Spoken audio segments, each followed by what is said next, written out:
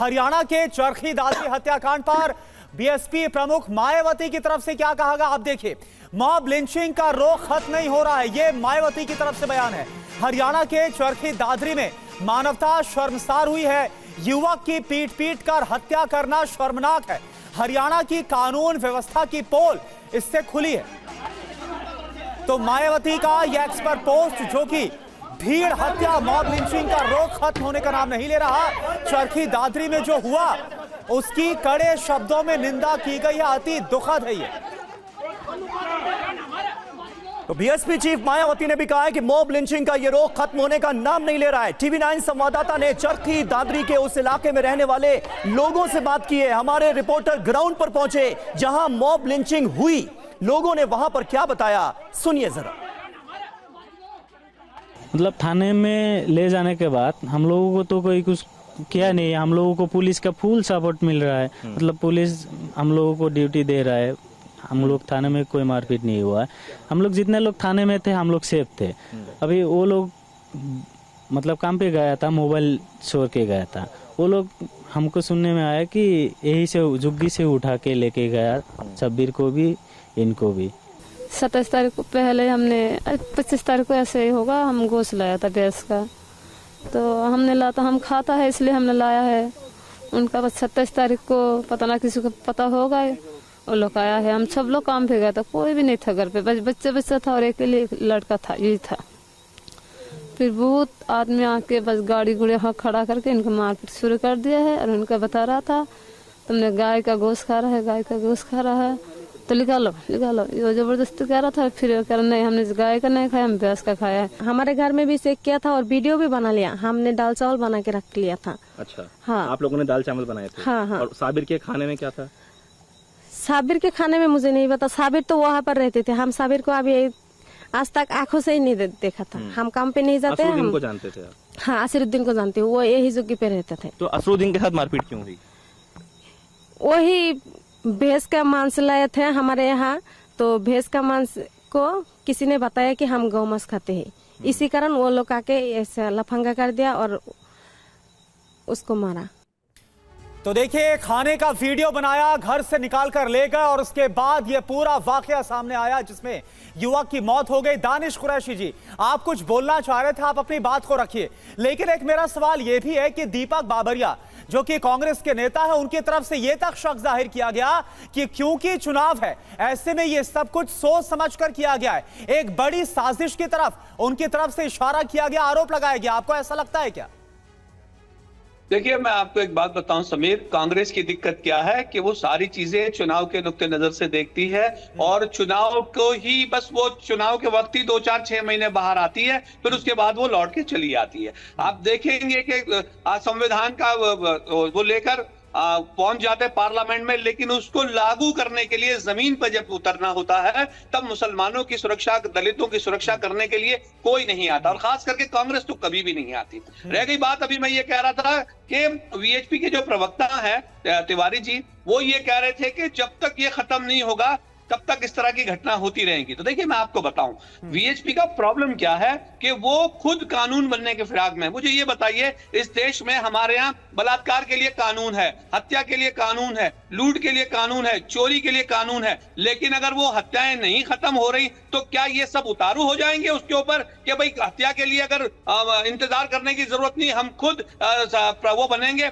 सत्ता के धारी और जाके किसी की भी हत्या कर देंगे, किसी ने लूट मचाई है तो लूट मचा देंगे। तो क्या देश में इस तरह से अराजक कानून बनाने की कोशिश कर रही है? और उसके बाद प्रदेश के मुख्यमंत्री ये उसके अंदर में इजाफा कर रहे हैं। दूसरी तरफ पंचायत के अंदर में देखिए कौन कौन था, बजरंग दल, वीएचपी और क्या बोलते भारतीय जनता पार्टी के नेता, ये तमाम लोग एक प्रदेश की पुलिस को चैलेंज कर रहे थे। उसके बाद आज तक उस पर एफआईआर नहीं हुई। तो देखिए मैं आपको एक बात बताऊं, इंतजार करने की घड़ी अब ये आ गई है कि पुलिस के मामले में तो अब कंट्रोल में नहीं बचा, क्योंकि खुद प्रदेश के मुखिया अगर ऐसा कहते हैं तो इसका तर्क निकल के आता है। तो क्या वो दिन दूर नहीं है? हम क्या उसका इंतजार करेंगे कि एक दिन आएगा कि दानिश साहब इस मामले में भी कानून अपना एक्शन ले रहा है, कानून कार्रवाई कर रहा है। जितने भी गुंडे थे वो सब अरेस्ट हो गए हैं।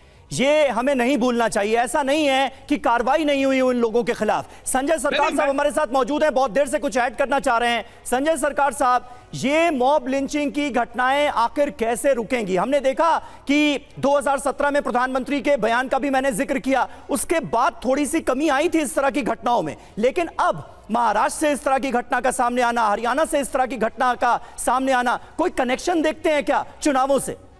वो कहावत है ना, एक शेर है कि चुनाव हुए तो कहीं ना कहीं तनाव होगा, तो तनाव पैदा किया जा रहा है क्या क्योंकि चुनाव है?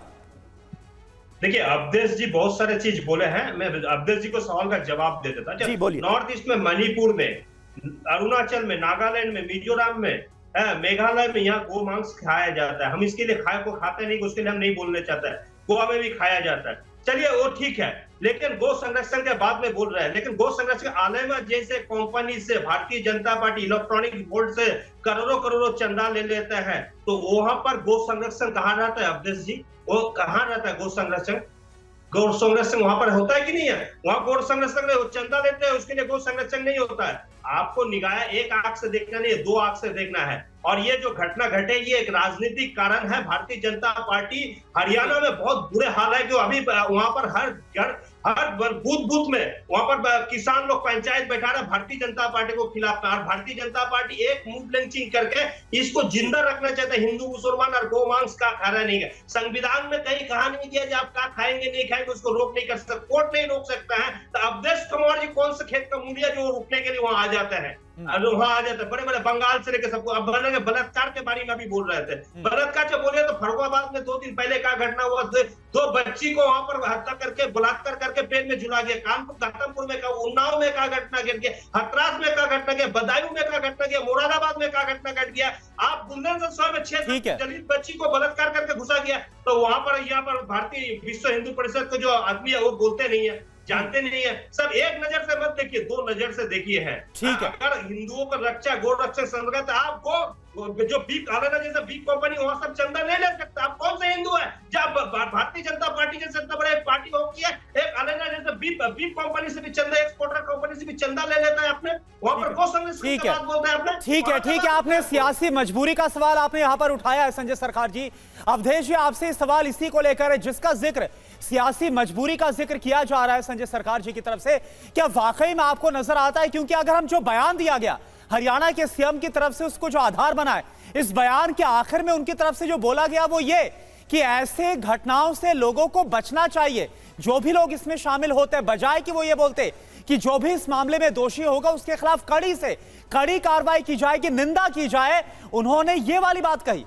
कोई सियासी मजबूरी आपको लग रही है क्या बयान में भी? नहीं, देखिए, मुख्यमंत्री को तो अत्यंत ही कड़ा बयान देना चाहिए था।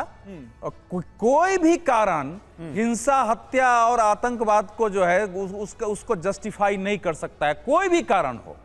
और जो दानिश कुरैशी जी कह रहे थे, उनकी ज्यादा बात से मेरी सहमति है कि ये नहीं हो सकता है कि एक जगह कहीं हिंसा हो तो दूसरी हिंसा को हम तुलना करके उसको जस्टिफाई करें। ये बिल्कुल गलत है, इसको बिल्कुल स्वीकार नहीं किया जा सकता है कि कहीं एक जगह हो जाए तो हम उसको स्वीकार करें।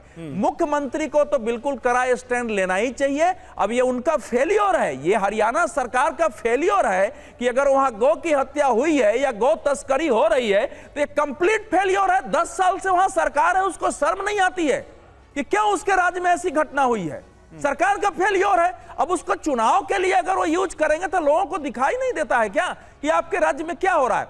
लेकिन जो दूसरी बात है, देखिए, मैं इन सब क्षेत्रों की यात्रा किया हूं, समझने की कोशिश किया हूं।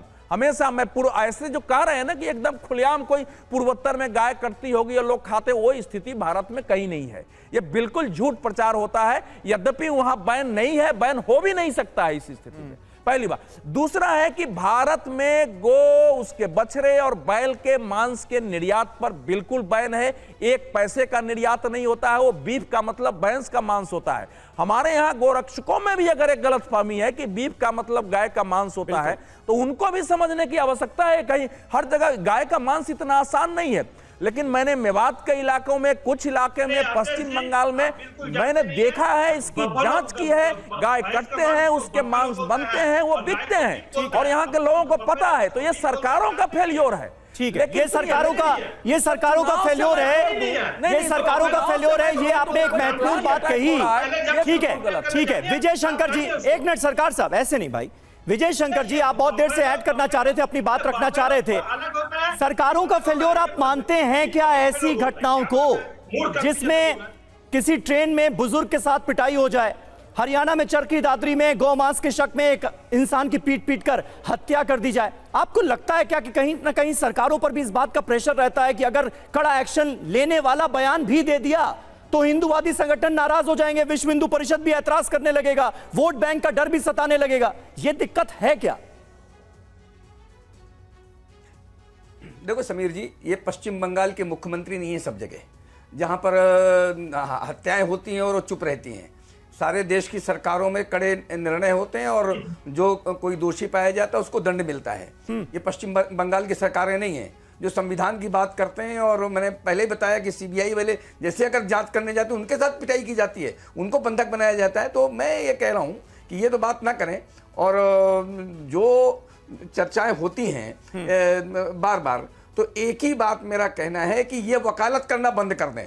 जब कोई बलात्कार होता है तो उनकी वकालत करते हैं लोग, जब कोई हत्या होती है उदयपुर जैसी घटना तो ये वकालत करते हैं उनकी, और ये बार बार दलित और मुस्लिम की बात करते हैं। तो अभी तक जितनी घटनाएं बच्चियों के साथ बलात्कार हुए हैं, हत्याएं हुई हैं, उनमें अधिकतर दलित है और ये हत्याएं करने वाले मुस्लिम हैं, और ये बात करते हैं। नहीं, लेकिन विजय जी वो तो ठीक है। आप बार बार रेप और हत्या और दूसरे मामलों का जिक्र कर रहे हैं, बिल्कुल वो मामले जघन्य हैं, उन पर भी कार्रवाई होनी चाहिए दोषियों पर। लेकिन इस तरह के मामलों को लेकर विश्व हिंदू परिषद की तरफ से एक बयान जारी होगा क्या कि भाई ऐसी गुंडागर्दी से बाज आए? ऐसे लोग, बहुत बढ़िया, ऐसे लोग गौ माता के लिए श्रद्धावान नहीं कहे जा सकते, इनको सख्त से सख्त सजा मिले।